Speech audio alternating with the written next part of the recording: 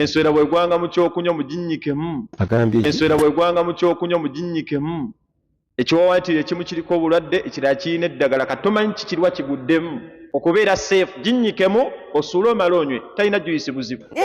Okubeera safe ginnyikemu osuule omale onywe, talina juyisi buzibu. Kabusomera hadithi y'omubaka gye yatuyigiriza. Kama yeebazibwa ennyo bassebo ne bannyabo, abantu ba Katonda mwenna. Mikwano gyange, buli lwe ndaba vidiyo bwe zityo mpulira obulumi bungi eri baganda baffe, mikwano gyaffe, bakozi bannaffe, bannayuganda bannaffe naddala abasiraamu. Abantu bano beetaaga kusaasirwa. Bw'obasanga bajerega obukristaayo oyinza okulowooza nti ekintu kyabwe kiramu. Naye abantu bano bambi balina ennaku. Abantu bano balina obulumi naye tebamanyi, kubanga omubi yabaziba amaaso. Omubi yakwata amaaso gaabwe n'agaziba. Kati balowooza nti ekintu kyabwe kibalimu kituufu. Lowooza omusajja omukulu okuyimirira mu kamera n'agamba nti nabbi yabasomesa era n'abayigiriza okunywa enswera. Era n'awulira nga kyasomesa kituufu ddala, ate ne baakisomesa nabo ne bafuluma nga basanyufu kubanga nabbi yabalagira banywenga enswera ng'egudde mu kyayi ayokya. So nga Bayibuli esomesa mu kitabo kya Mubuulizi essuula ey'ekkumi olunyiriri olusooka nti enswera zireeta ekivundu era ziwunyisa akaloosa akalungi ak'omugavu, zikaleetera okuwunya enswera. Kati bo Bayibuli byegaana bye balaba ng'ebituufu, Bayibuli byekkiriza bye balaba ng'ebikyamu. Abantu bano baakusaasirwa, era bw'oba ng'oli eyo olina mikwano gy'abasiraamu nga tobasaasira, oli mu katyabaga kanene. Bw'oba ng'oli mu kristaayo oli eyo nga bw'obatunuulira obeegomba, oli mu katyabaga kanene. Ovanga ku muntu gwe bagamba nti bw'aba alya emmere n'egwa wansi agirondewo agikubeko ettaka agirye mu mulembe ogufaanana bwe guti. Ovanga ku muntu gwe bagamba nti bw'azuukuka ku makya anaabe mu nnyindo kubanga sitaani aba yasuze mu nnyindo ze.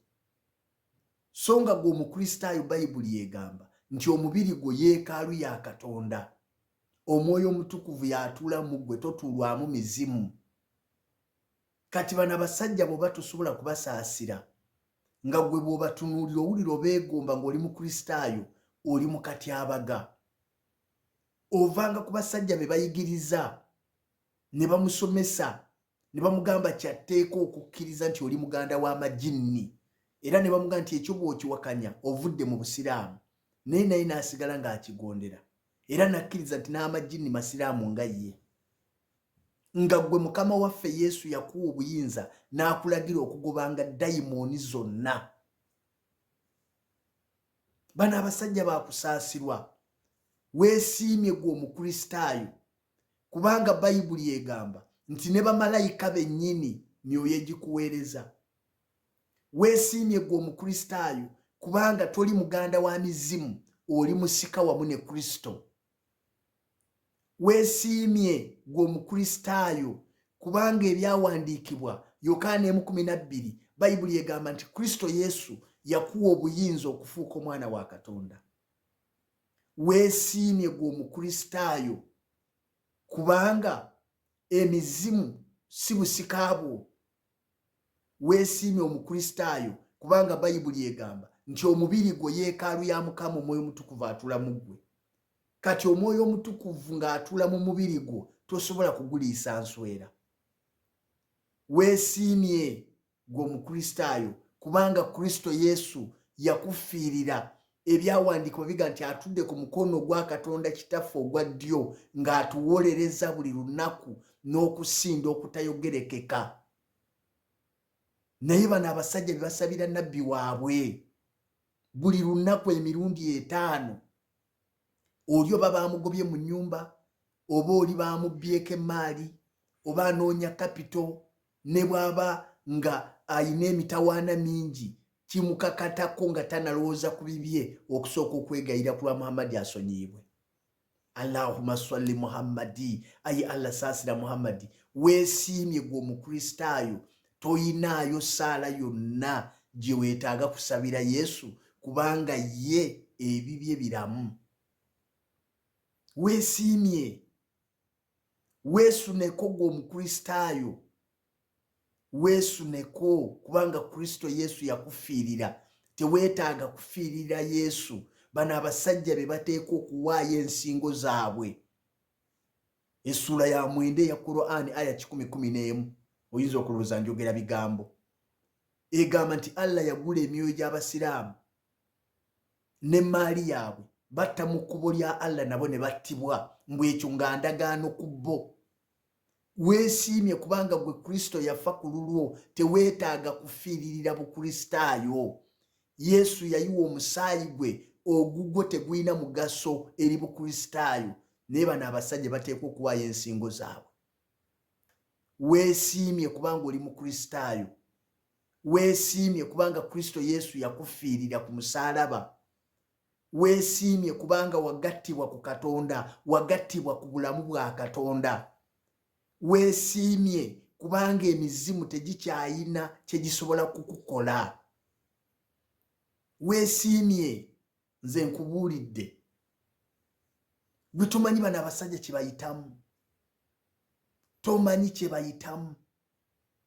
Ovanga okutika omugugu gw'omuntu ate nga yeeyita boosi wo. Naye ng'essaawa z'ekyemisana bwe zituuka gw'omugulira emmere. Oli n'agamba ye nnabbi naye ng'ate gw'oteekwa okumusabira. Gwe ekyo tomanyi kye kitegeeza. Weesiimye kubanga oli mukristaayo. Era njagala gwe bw'obanga oli eyo oli mukristaayo wakkiriza Kristo okubeera mukama w'obulamu bwo. Oli mwana wa Katonda. Njagala kutegeeza tambula ng'owulira oyina eddembe. Tambula ng'owulira oyina essanyu. Essanyu ly'abakristaayo teriva mu ssente ze bayina ku akawunti. Essanyu ly'abakristaayo teriva ku nyumba kigyasulamu, teriva ku ngoye kizayambala, teriva ku mmere kigiyalidde. Nedda, essanyu ly'abakristaayo liri ku bulamu butaggwaawo Kristo Yesu bwe yabawa. Essanyu ly'abakristaayo liri ku bukakafu ki bwe bayina ku bulamu butaggwaawo. Weesiimye kubanga Mukama waffe yagenda akutegekera ekifo akomawo akutwale. Tolinga bano bw'omubuuza nti leero singa ofudde olagawa akugamba insha Allah, Allah bw'aliba ayagadde yamanyi. Weesiimye kubanga bano bo Muhammadi yabagamba kyere n'abagamba nti simanyi kigenda kunkolwako newankubadde ekigenda okukolwa ku mmwe. Essula ya 46 aya ya 9 bw'etyo bw'egamba. Essula ya 46 aya ya 9 agamba simanyi kigenda kunkolwako newankubadde ekigenda okukolwa ku mmwe. Weesiimye gwe omukristaayo kubanga Yesu yayogera kyere misana n'agamba nti nga bwe mundabye ŋŋenda mu ggulu, Makka essula 16, nga bwe mundabye ŋŋenda mu ggulu bwe ntyo bwe ŋŋenda okudda. Weesiimye gwe omukristaayo nti Yesu gw'ogoberera mulamu, mutume mufu, kati gw'ayina omulamu. Weesiimye, weesiimye nnyo nnyo nno nnyo kubanga oyina omulamu. Bano bakujerega ne bakumalamu amaanyi ne bakulowoozesa nti be bali ku kituufu, naye gw'oyina omulamu bo waabwe mufu. Weesiimye nnyo. Kati bw'owuliza ebigambo bya Sheeka Kitti n'abasiraamu abalala bajerega obukristaayo oyinza okulowooza mwanattu nti be baliho obulungi, naye ovanga ku muntu ayina omufu nga gw'oyina omulamu. Weesiimye nnyo mukristaayo. Kikulu nnyo okweyagala kubanga owuwo mulamu.